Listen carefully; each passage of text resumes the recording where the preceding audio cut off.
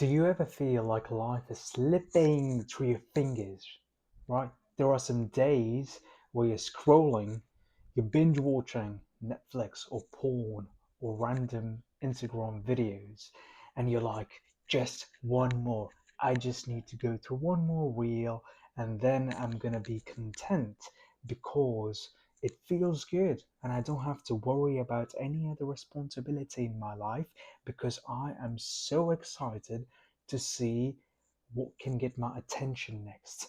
What is the next viral video that I would like so I could share it to my friend?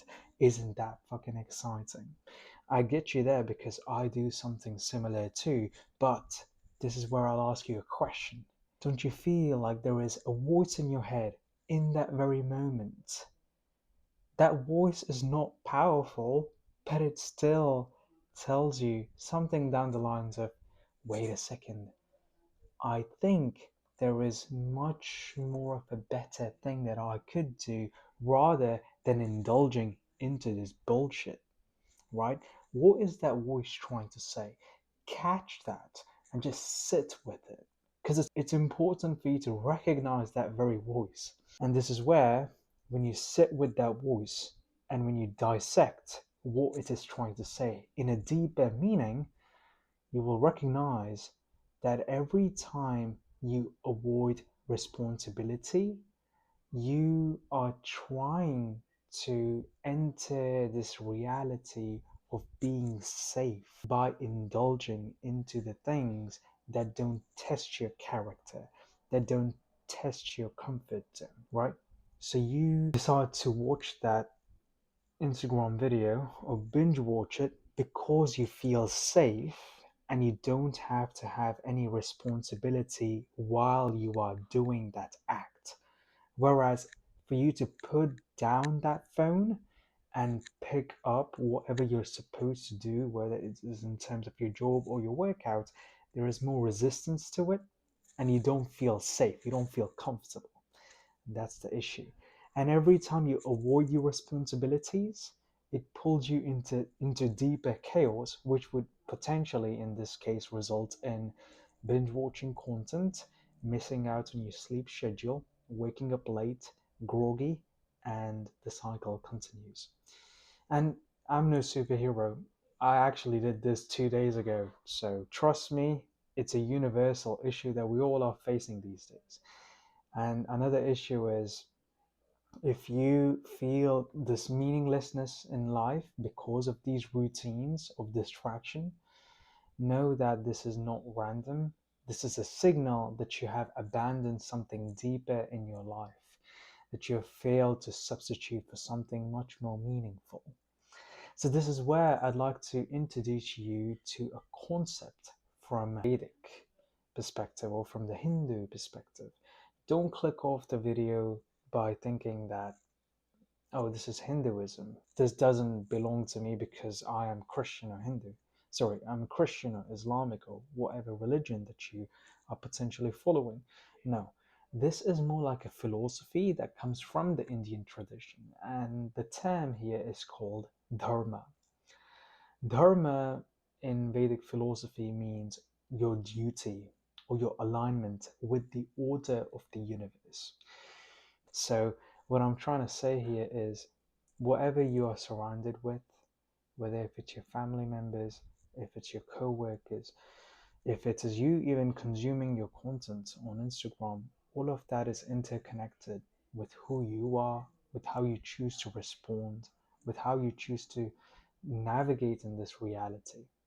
So, after you recognize that everything in your life is interconnected, you eventually will recognize that if you are able to have your actions and values in alignment with how you navigate in the world, it will reflect onto other people and other things too. And that's why we say this alignment of purpose, your dharma, is in alignment with the order that is external and which is internal. So, external in the family, friends, society circle, and internal, your values, your subconscious, what you think in your mind. When these two things are aligned, that in itself could be your dharma. which again is your duty, which is in alignment with the order of the universe. It is not happiness, it is not vibes, it is not about having good feelings. Now, that doesn't mean you do something horrible and you call it your Dharma. No, that's not the case. It's more so that you do something because it is the right thing to do. Now, in a deep existential way, we can say good and bad is relative. So, what are you on about here? That's a deeper concept, and we can touch about it on what is good and bad or immorality in another video. But for now, I just want you to roll with it by thinking that Dharma is something that is what is right, even when it feels it is hard. So, a Western term for it would be life's purpose. So, for example, when you step away from Dharma, you may feel emptiness. You may have more anxiety. You may easily be tempted to distractions because your why and your life's purpose is not in alignment or is not clear enough for you. Your dharma is not in alignment for you. So, this is where if you abandon your purpose, the chaos is not only stuck to you, but it seeps into other people's lives as well, which is your loved ones, your family, friends, all of that. And this goes back into the video that I made previously on if you are unable to utilize your potential, how it could be a decay, a disease center that could spread not only for you, but to the people you care about as well, and would make life a living hell. So keep that in mind. And also, to add to this, is that we have this modern distraction bait, is what I call the news.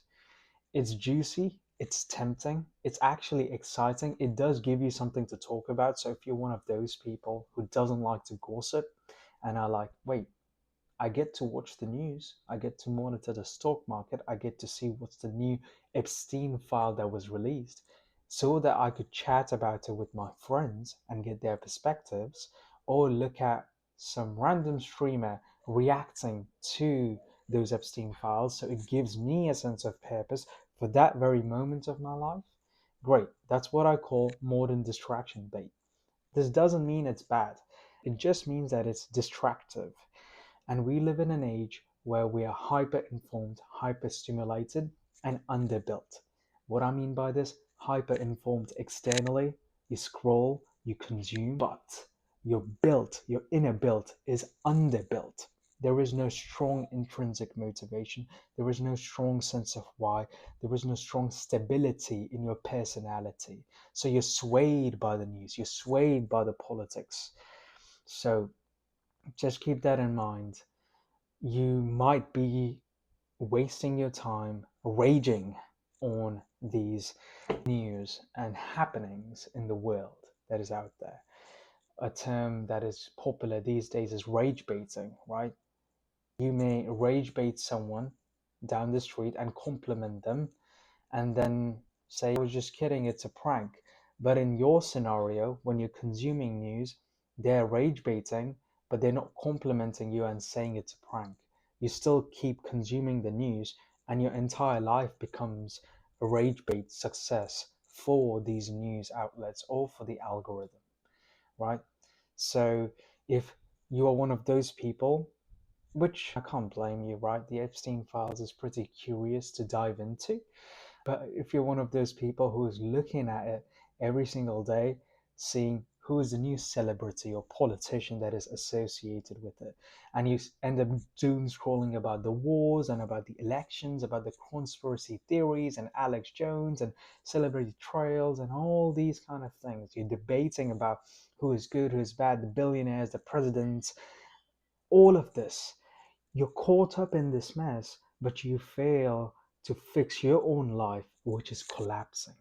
That's what I want you to focus on, right? Diddy is not going to come help you. His baby oil is not going to solve your life problems. Trump's tariff is not going to directly figure out your life's purpose, right? Mamdani is not going to help you go to the gym. right? Joe Biden is not gonna tell you to stop eating ice cream.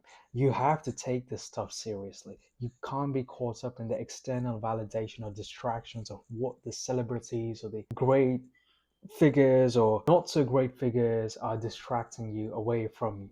So just keep that in mind. And this is where you have to ask yourself a rhetorical question. Why am I tracking the world's bullshit and corruption and ignoring my own fallbacks or setbacks or temptations that I should have tamed?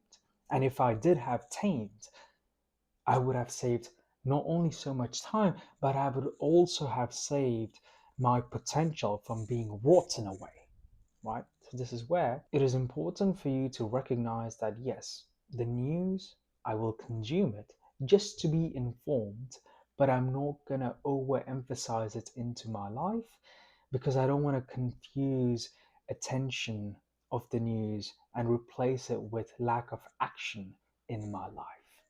That's crucial.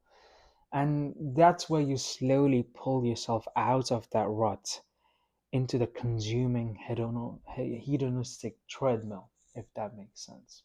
So if you feel stuck, you don't really need another theory. You need to make a decision.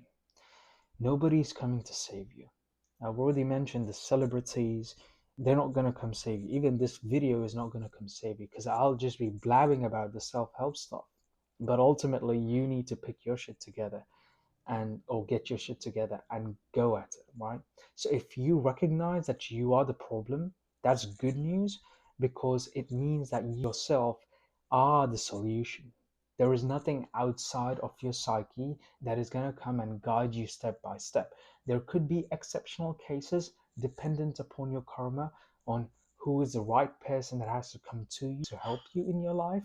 But if you just wait for that rather than taking action, you are fooling yourself. Don't do that. Now, for example, in my current situation, I am looking for a new job opportunity and I can't seem to find an occupation that comes in alignment with who I am. I feel like I'm an outside box thinker.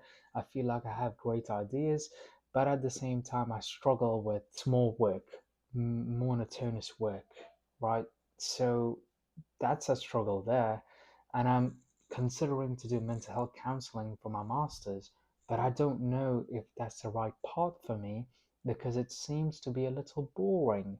And I'm trying to see is there anything exciting. That doesn't mean that I try to avoid boring things in my life.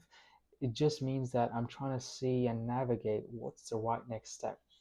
Do I get the job that I'm looking for, or do I stick with the mental health counseling, or do I do both at the same time, or do I do the job and not do the mental health counseling and just focus on my YouTube videos? There's a lot of chaos that is in my head. So all I'm trying to say is, as I'm preaching or lecturing or explaining these things to you, it doesn't mean that I got it, that I've understood everything. I have my own demons as well. And the best thing I can do rather than being indecisive is to take action, is to be grounded and take action. And that is important because all this while your mind has been distracting you from taking action. And then when you're about to take action and it's going to tell you, wait a second, there could be a better action. And you look for better actions. And in that rat race, you're going to lose your ability to take the action now. So there are so many traps that the mind places. It is a survival mechanism of its own. It's different from the biological survival mechanism, if that makes sense, with the intellectual or mental masturbation that it does. So just be wary of that. Now, this is where I'd like to introduce another concept. It's called Swadharma. I'm playing with this term here.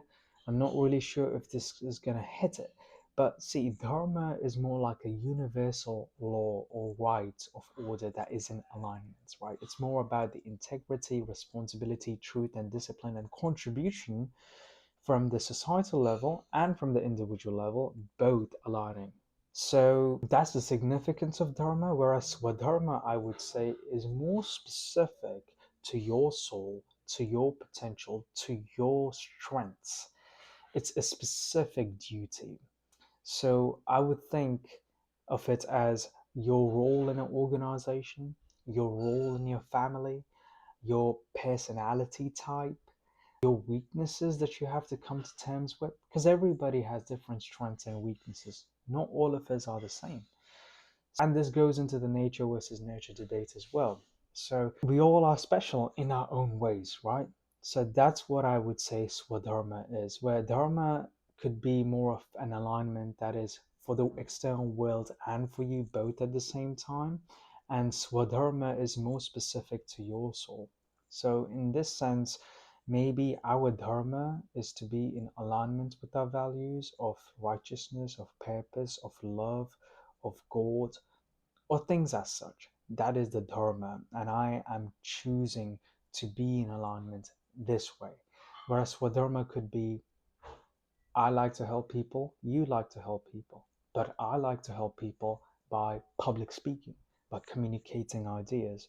Whereas you might be leaning towards maybe helping people through physical fitness.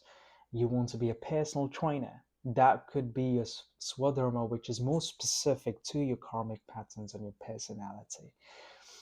So we both can have same type of dharmas, but it could differ in Swadharma. So that's important to recognize. So this could also mean that maybe a lot of your pain is not because that you don't have purpose. You already may have a life's purpose, but maybe you are trying to live someone else's Swadharma. You're looking at someone and you're thinking, I want to be like them, but I'm unable to be like them. So you start comparing yourself, and there is an internal resentment, and you're unable to take action forward, right? So if you're looking at someone like Andrew Tate, bad example, but if you're looking at him and you're like, oh, he's helping people, that is your idea. That's what you're thinking. Oh, he's helping people by public speaking or by inspiring the youth. But he has his own radical ways of doing it, some of which I agree, some of which I don't agree. But what I'm trying to tell you here is just because he's doing it doesn't mean that you become like him and talk like him. That may not match. Maybe your calling is in a different direction. Maybe your style of speaking is different. So you don't want to idealize or over idealize celebrities or self help Mongols or red pill content and distract yourself in that way as well. And they become a new over idealized being that could be distracting you from actually taking action and actually living with your core values, right? So it is important to have a proper Swadharma as well. First is Dharma, then is Swadharma. Now, there is a scene in Mahabharata, and Mahabharata is an epic. Some say it's a myth, some say it is a real life battle that had occurred. Either way, for me, it's more about the meaning behind it. There is a warrior, his name is Arjuna, and there is a deity, his name is Krishna. In the battlefield, and the battlefield's name is Kurukshetra. In the battlefield, Arjuna looks across the field and looks at his family members, teachers, and friends that he's going against battle, and his body collapses. He's trembling. He's scared. He is succumbed to overwhelming sensation, doubt, frustration, confusion, and he breaks down and he says, even though I'm a warrior, I cannot fight. I cannot attack on my loved ones or my friends or my family members.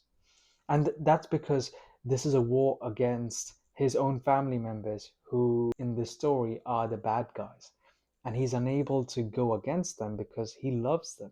But at the same time, he needs to fight for what's right. So there is that confusion in his mind. So he says, I see no good in killing my own people. I better give up on this, lay down my weapons, and let them kill me. So in this scenario, I just want you to picture yourself. You have your own battles and problems in your life that is staring right at your face. And rather than taking responsibility, you are trembling. you are shaking, you are feeling scared, and you do not take action. How would that feel? I don't think that feels good, doesn't it? So in this case, Krishna tells Arjuna, do not give into weakness that does not fit you. You are a warrior. You should not give into cowardice. You have to rise up. You have to stand. And it's better to do your own duty imperfectly than someone else's duty perfectly. Right? So here, Krishna doesn't baby him. He doesn't butter him up and say, oh, it's okay, buddy. I love you. You can give up. Don't worry about it. Just chill, bro. He doesn't say that. He says, don't avoid your responsibility. Uphold your responsibility. Uphold your dharma. Uphold your swadharma. Uphold your dharma of fighting for the truth, fighting for righteousness. Uphold your swadharma of being a warrior in this battlefield, and do the act perfectly. At least try to do it perfectly. It won't be perfect, even if it is imperfect. You're doing what makes you, you're doing what was given to you, and that's what matters. So you can't escape your duty without paying your own soul. I'll repeat that one more time. You cannot escape your duty without paying with your soul. So next time you choose to skip on your responsibility, just think about that for a second. Think about what you're losing. So lastly, to put it all together, when we abandon our dharma or our swadharma, or in the Western terms, our life's purpose or potential, we don't really become free. We become addicted, we become passive, we become resentful, we give up on life, we feel like shit. And if you are curious to see what are the signs that you're avoiding your responsibility or life's purpose or your dharma, potentially you are scrolling a lot, you're consuming a lot rather than creating, you're researching more than doing, you're hiding behind politics, drama, conspiracy theories, you're chasing pleasure and misunderstanding it as attaining peace or having me time. So keep in mind, if you convert worship, no, if you worship comfort, it turns you into a spectator of your own life. And you don't want to do that, because one time goes by and you look back at it, you're going to feel like shit.